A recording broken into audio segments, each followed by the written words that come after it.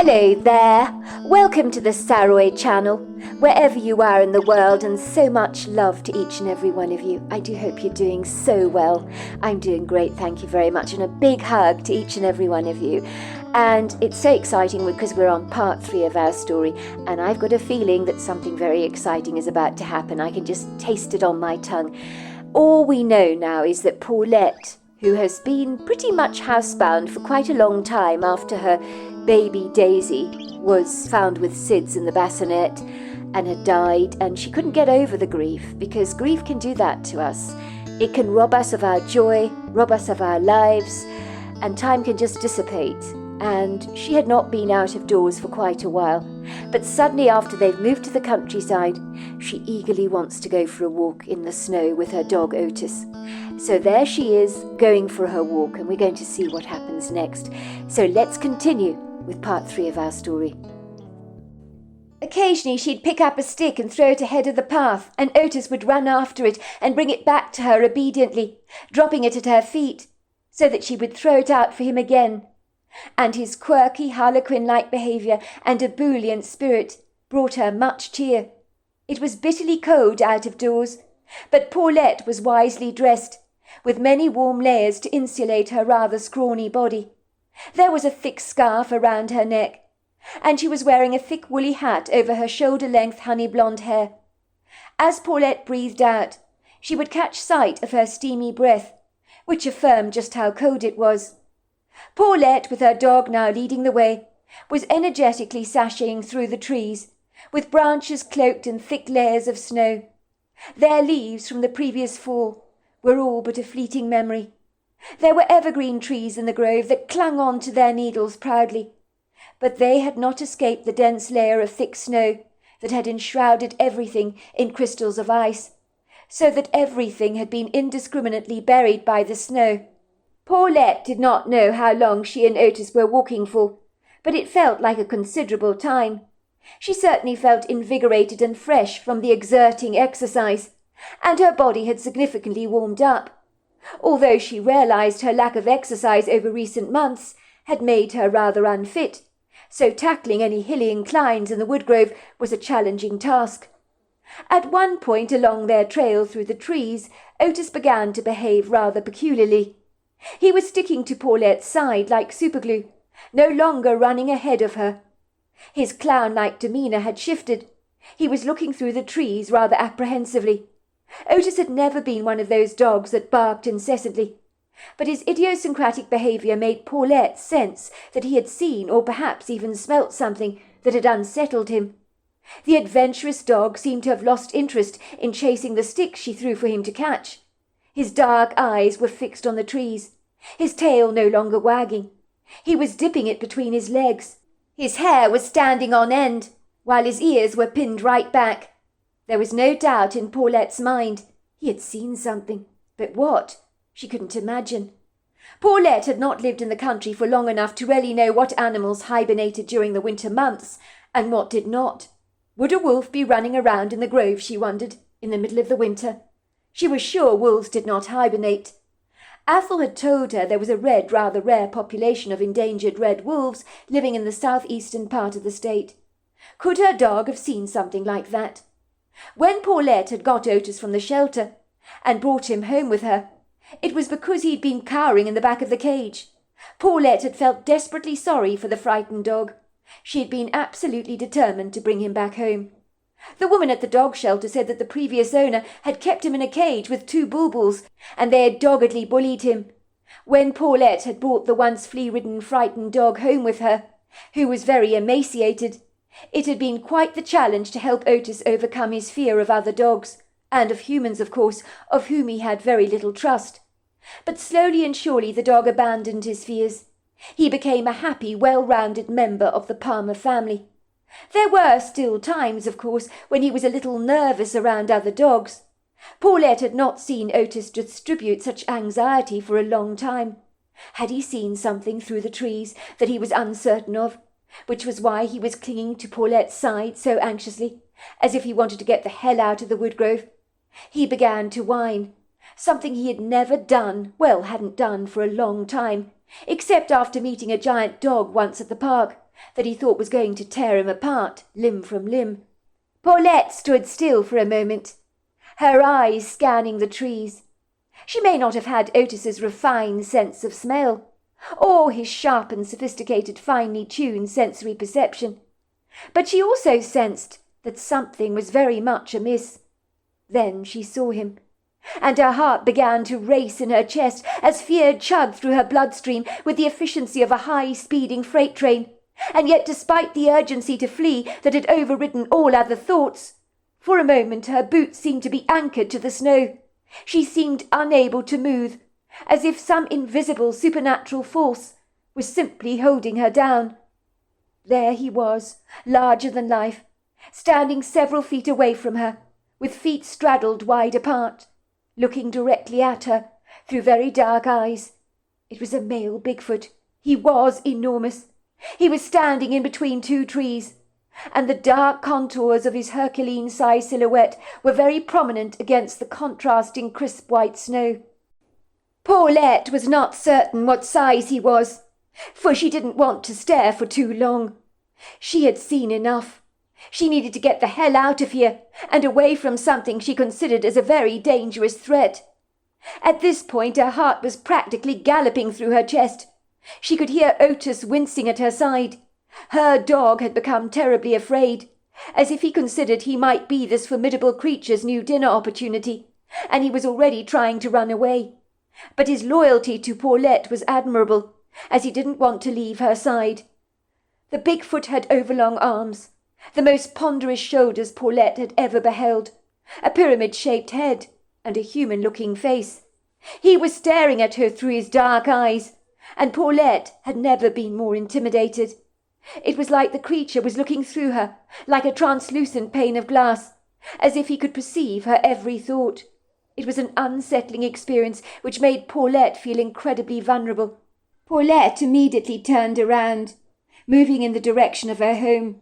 She scrambled clumsily through the trees, moving as fast as she possibly could, without actually attempting to run. But even walking briskly across the snow-covered ground, when your heart is booming violently in your chest and your shortened breath becomes raspy, was very taxing indeed for her. She had been told by her father to never run from a wild creature, for it might give you chase. But this imposing thing was so very large. Every part of her was screaming inside her, telling her to do just that. And so, against all her father's well-meaning, solicitous advice, she ran, listening only to the little voice deep down in her gut. But she dare not disobey. All of a sudden she heard the Bigfoot yell something after her. It sounded like words in a foreign language that she did not understand. "Humaki! Halinawa!" She ignored the Bigfoot's cries, stepping up her pace. She heard a thunderous footfall behind her.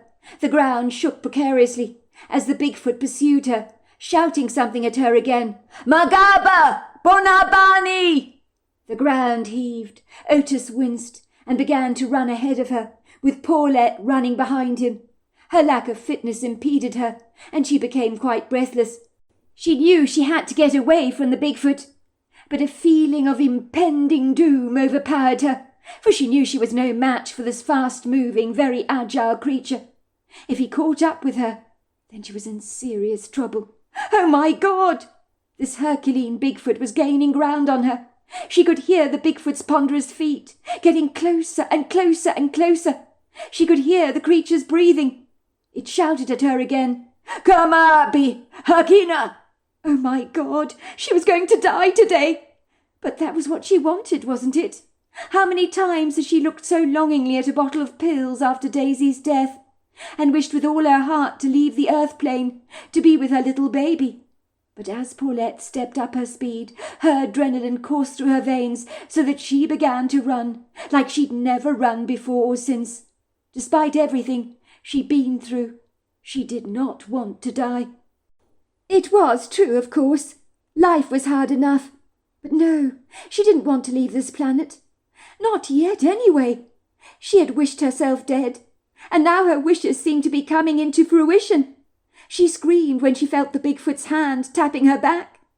She turned around to meet dark brown eyes, looking directly at her, in earnest, as he handed back her scarf that she must have dropped.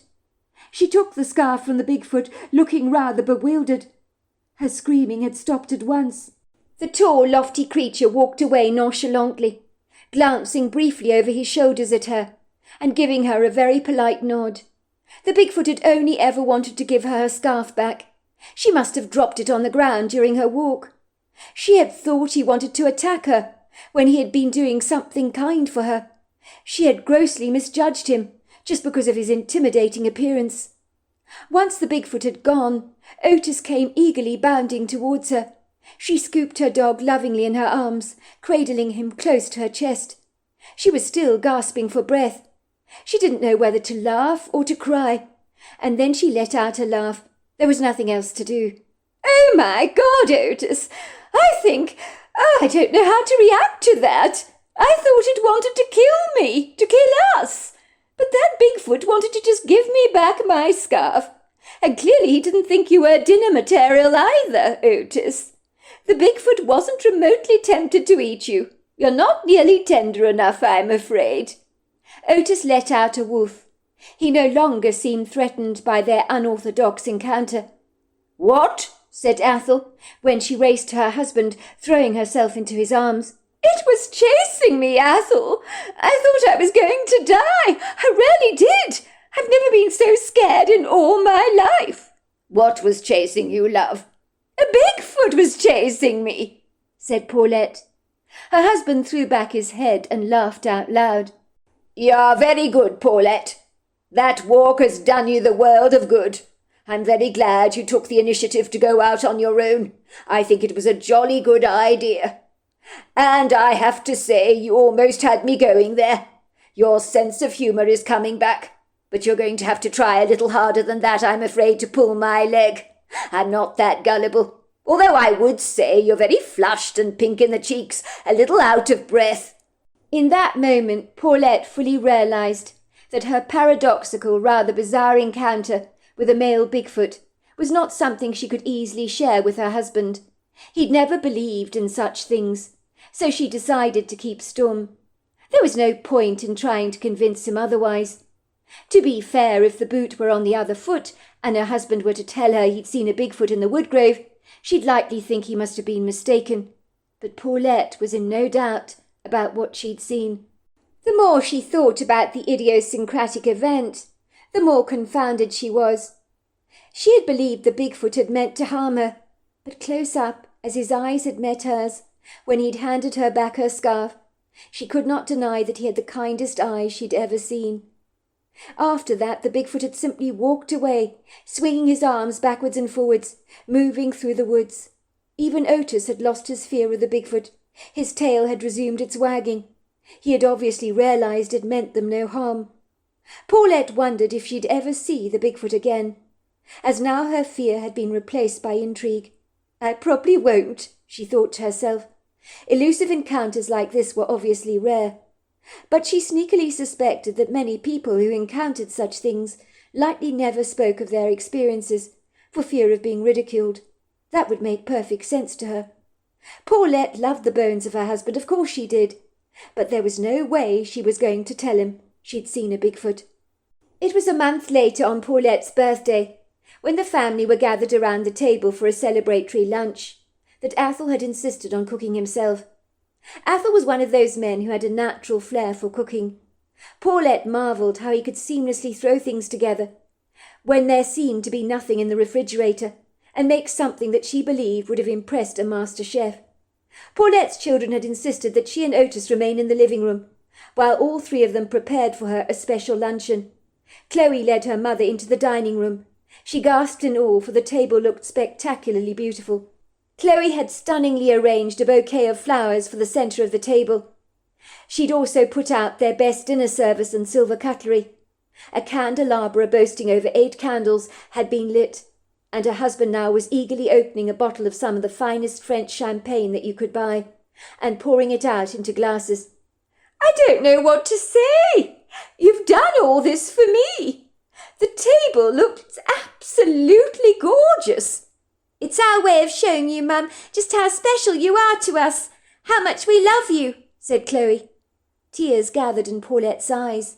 as she looked lovingly from her children to her husband.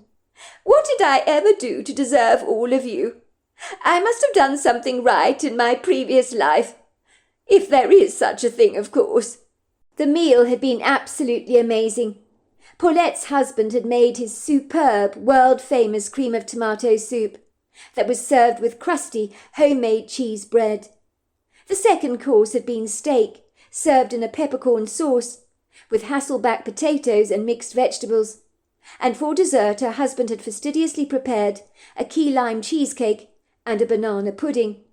Paulette had noticed that throughout the lunch that her daughter Chloe had a very self-satisfied, smug expression on her face. "What is up, Chloe?" she chuckled. "You look so terribly pleased with yourself. Rather like the cat that's got the cream. Are you going to tell us what's going on?" "Because, Mum, I've got you the best present in the entire world.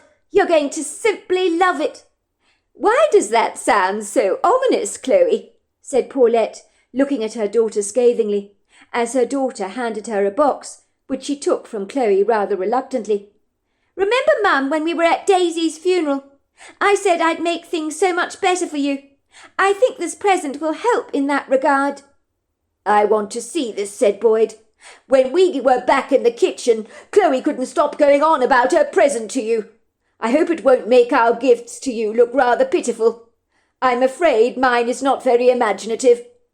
"I'm almost nervous to open this gift, Chloe," said Paulette, looking down at the gift that Chloe had given her and gingerly removing the ribbon. She pulled the box open and sifted through the tissue paper. "What is this, Chloe, love?" she said, looking at her daughter curiously. "I hope you haven't spent too much money on me. I don't need lots of things, you know. Family is everything to me." "That's the whole point of this present, Mum," said Chloe with a huge grin on her face. "Go on, open the tissue paper. Don't you want to see what's inside?" Everyone gasped as Paulette removed a baby onesie from the tissue paper, followed by a pair of booties and a little woolly cap. They were the most beautiful baby clothes she'd ever seen, but a gift like this was a reminder of her dreadful loss.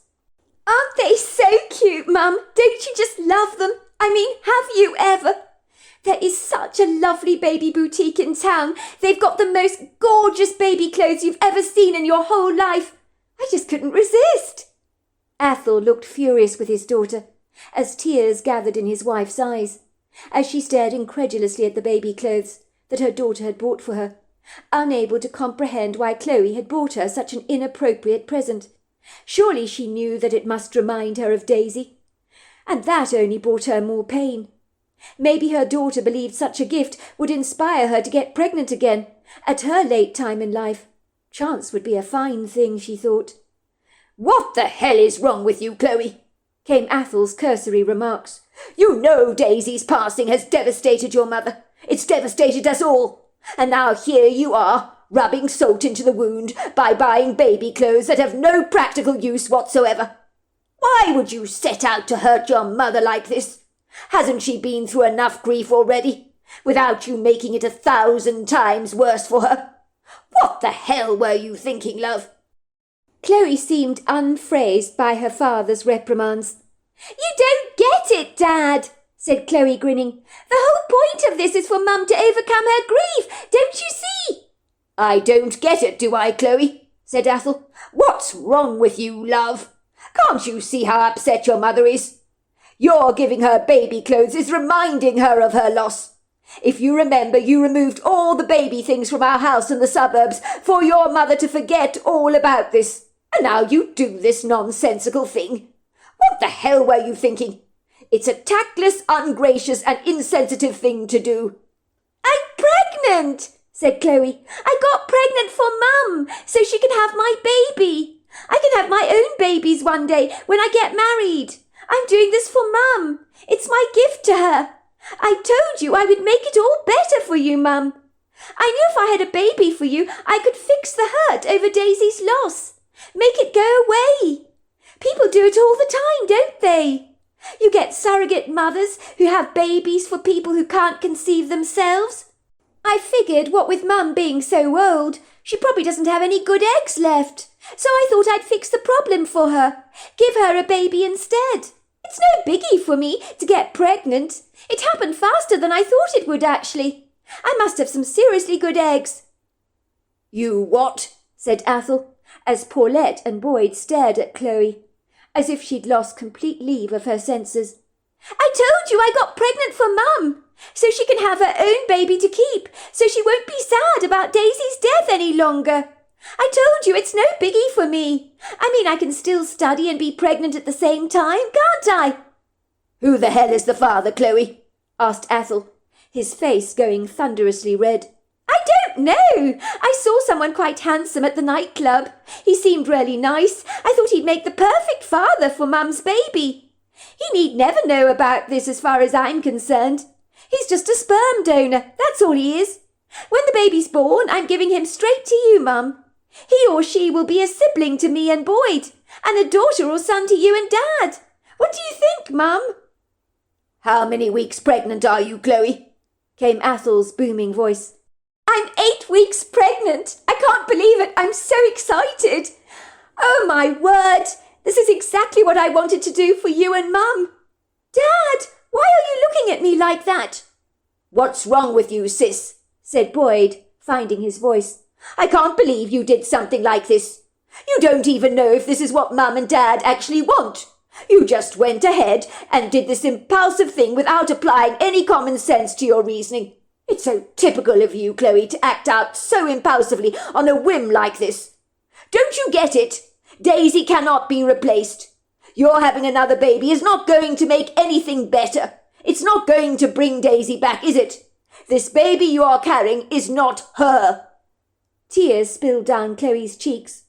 "I thought I was doing something beautiful for you, Mum. The idea came to me when I was sitting in the cemetery chapel. I had an epiphany like Dad did about moving to the countryside. I had one about having a baby for you, and you, Dad, and you, Mum. I thought it would make you both so happy." Paulette had not said anything for a long while, as she tried to absorb the gravity of what Chloe was saying. She stared at her daughter. "What you have done, Chloe, is a very lovely thing to do. But you should have asked me first, love. You've been very sacrificial, but no mother would expect their daughter to have a baby for them. Of course, I was devastated when Daisy died, but I do have 2 beautiful children already. I don't need another baby, even though what you did was insanely kind." "But, Mum, I got pregnant especially for you," said Chloe insistently. "This baby inside me is a gift. I planned it all. I thought you'd be absolutely thrilled." "Well, if that's the case," said Paulette, gathering her daughter lovingly in her arms, "it's a very generous and thoughtful gift, Chloe. But when the baby is born, if you do decide you need to keep her or him, I will be more than happy to be the child's grandmother. That is enough for me, you know. We will take care of the baby for you while you're studying, because you will need to focus on your studies. But we can help you raise her, and that would be an absolute pleasure for us to do. Mum, the baby belongs to you and Dad. That was the point of me having her or him. Don't you get it? I knew your eggs would be pretty redundant by now. That's why I did it for you." "I don't know what to say, love. I just am in awe, really. It's such a kind thing to do, isn't it, Athel?" "I can't be angry with you, Chloe. What you have done is very selfless, but it's the maddest thing I've ever heard. But there is some sanity to the madness.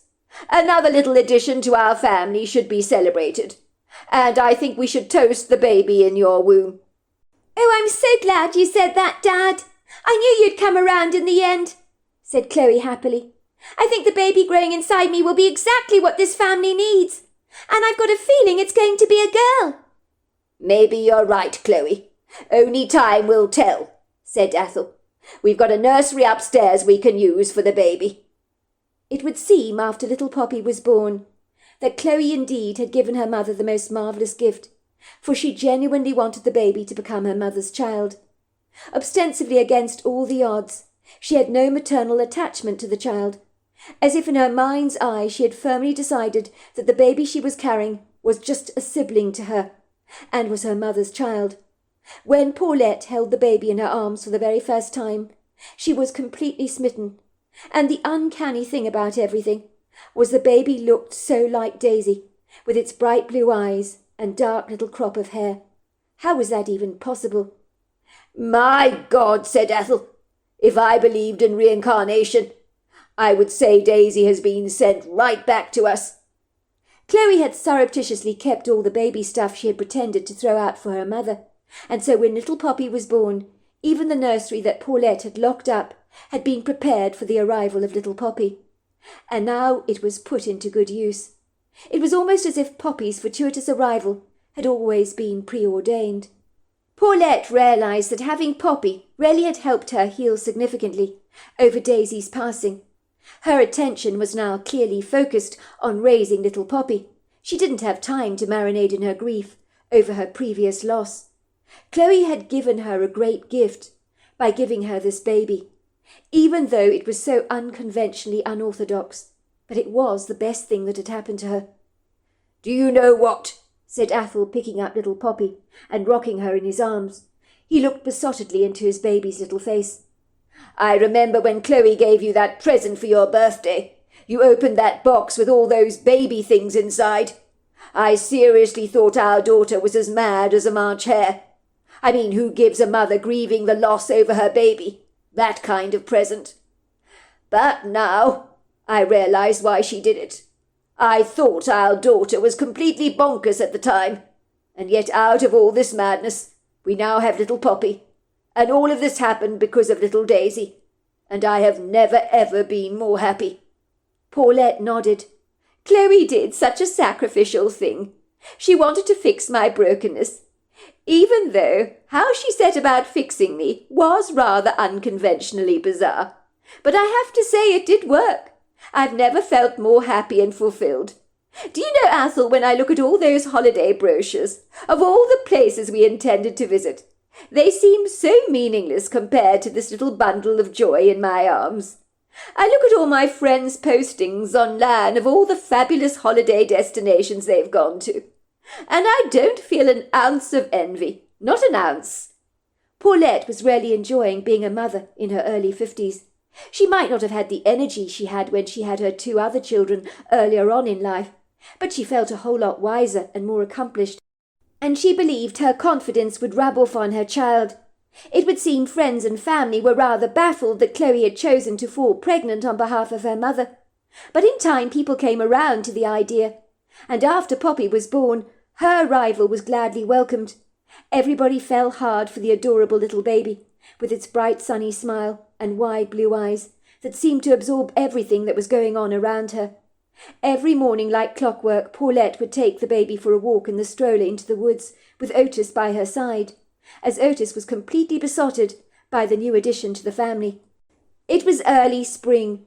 The woodgrove looked seasonally spectacular, after the cold, uncompromising winter that had known so little mercy.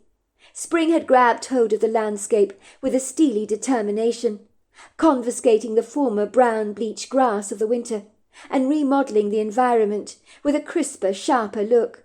Trees were now abundant with ubiquitous fresh green leaves, and the dogwoods, cherry blossoms and saucer magnolias were ablaze with pretty blossoms. And when Paulette pushed the stroller down the earthen pathways, she could hear the trills of the pretty birdsong in the canopy of branches above her head. Otis seemed determined to be mischievous this morning. He was like a bloodhound with his nose firmly parked on the ground, and appeared to be doggedly excited about something. "Otis, calm down," said Paulette, feeling a tad annoyed by her dog's unorthodox behaviour. "What the hell is wrong with you this morning, Otis? You're normally so well behaved." Otis was sniffing the earthen floor with a frenzied feverishness, the likes of such she had never ever seen before. It was like her dog was frenetically fixated by something on the wind. Paulette groaned. She could only imagine, or more to the point, she didn't want to imagine. Maybe her dog could smell a decomposing wild animal that he wanted to bring home as a trophy of sorts. Otis was wildly attracted and easily seduced by anything that was dead that he found lying around in the woodgrove. She had never seen her dog so hyped up before. Whatever it was that had grabbed her dog's attention, she dreaded to think. She had wanted this to be a casual, comfortable walk in the grove, She could see her baby was staring up appreciatively at the pretty light twinkling through the trees. But judging by the way Otis was behaving, this was not going to be a peaceful walk, not the one that she had anticipated. She had often thought about the Bigfoot she had once encountered in the woods, but she automatically assumed he was now long gone, for she had heard and seen no sight or sound of the creature for many months now. "Otis!" she cried out, after her dog came back. "For goodness sake, what on earth is the matter with you? Can't you just stick to the trail? Just stay a little bit ahead of me, but don't go barging off." Otis continued to charge around excitedly, bulleting through the trees like it was no one's business, and failing to listen to his owner. Paulette was soon able to see what the fuss was about. She stopped short on the trail in amazement. She saw a golden retriever dog padding towards Otis, wagging her tail profusely, as if she was familiar with him. It was the next-door neighbour's golden retriever, Mutsy. Mrs. Garner bred golden retrievers, so what was Mutsy doing on their property? Seconds later, Otis was all over the golden retriever, mounting the dog and making his immodest, unchaste intentions very clear. And in that moment Paulette wished with all her heart she'd got the damn dog neutered. For some reason the shelter had not checked that the dog had actually been done, for they neutered all their dogs before they were rehomed, but they must have overlooked him. Ethel had been very adverse to the procedure, as men seem to hold their legs together rather too tightly when you talk about castrating your dog, as if in some way you're suggesting they should go along for the procedure as well. "It's not necessary to neuter Otis," Ethel had said firmly. "I don't want him done, and that's that." "But why ever not, love? You're overreacting. Everybody gets their dogs neutered, you know. It's standard practice. They even say it prevents against testicular cancer in dogs, so it has health benefits, you know." "Otis does not need to be done, and that's that," said Ethel firmly. Mutsy, whose full name was Marzalia II, appeared to be as amorously salacious as Otis was, as if the whole reason she'd come onto the property was to procreate. The next-door neighbour, who was a specialised golden retriever breeder, would not appreciate Mutsy being impregnated by a debaucherous mixed-breed dog, such as the likes of Otis. That would be scandalous for her impeccable, unblemished, illustrious reputation as a breeder. Paulette had to stop her libertine dog mounting Mutsy. She abandoned little Poppy, leaving her in her stroller, under the lofty umbrella of a large oak tree. "Stop this at once, Otis, will you?" she said furiously, trying to drag her dog away from the golden retriever. "Otis, get off her, will you? Please, Otis, this is not right. Can't do this, you just can't do this." But unfortunately Otis wilfully ignored his owner, while Paulette frantically tried to stop him from mounting the dog, for she knew the dog must be on heat, and Mrs. Garner would be very unamused if her breeding queens were defiled by her dog. Seconds later Paulette heard a woman's voice. She inwardly grimaced at the familiar sound of a voice she did not want to hear. "Mutsy! Come here at once! Mutsy! Where are you? I'm not amused. You've gone too far this time. Mutsy! Mutsy! Where are you, Mutsy?" Mutsy, much like Otis, appeared to be wilfully ignoring the haughty woman's demanding voice, who was now trespassing on the Palmer's property with an overbearing presumptuousness. It was Mutsy's formidable owner, a no-nonsense stuck-up woman called Alice Garner, who was probably in her late 60s or early 70s. Paulette could not be sure. When Paulette had met the condescending toffee-nosed woman, she had never particularly liked her. The snippy woman reminded her of a formidable, hard-hearted headmistress that was eager to give you a detention, and always gave you that patronising, reproving look, as if she thought that Paulette was infinitely more inferior to her, as, like her exemplary dogs, Paulette suspected the pretentiously delusional woman believed she was of a superior pedigree to everybody else around her. Even in town she'd earned quite the reputation as the Snoop. Rumour had it she claimed she could trace her bloodline back to the British royal family, which Paulette thought was unlikely, but Mrs. Garner had ensured that everybody knew that she came from superior stock, just like her dogs did. She certainly behaved like she half expected you to give her a curtsy when you made your acquaintance with her. She was a scrupulous dog breeder, that ensured that her 10 female retrievers sired the most upstanding dogs that came from only the best bloodlines, and there was no interbreeding, as both parents came from healthy lineages. When Paulette had first been introduced to the aloof, impersonal woman, Mrs. Garner had raised a brow, peered at her, almost as if checking a rather dishevelled plant at the nursery, to ensure it didn't have any dead leaves growing on it, and said rather dismissively to her, "So you're my next-door neighbour, are you? You're from the city? Well, you won't last very long here, I'm afraid. City folk never do. Believe me, I know. We see it around here all the time. It's very predictable. People from the city impulsively buy properties on a whim, you know. They've got more money than sense. It's a joke, really. The next thing you know, they can't leave the country fast enough, because they're so terribly bored by it all. Not entertained enough. Most of them love to shop until they drop. They're very upset because the nearest coffee shop isn't even 5 minutes away. You mark my words, you'll be running back to the city with your tail between your legs. They all do that, I'm afraid. On the surface, they have these grand romantic illusions of life in the countryside. And actually, when they get here, they can never hack it. That's not going to happen to me, Paulette had said stiffly. So there we are. That is the end of part 3 of our story tonight. Part 4 is tomorrow night, and I look forward to you joining me then. Until next time, goodbye and good night.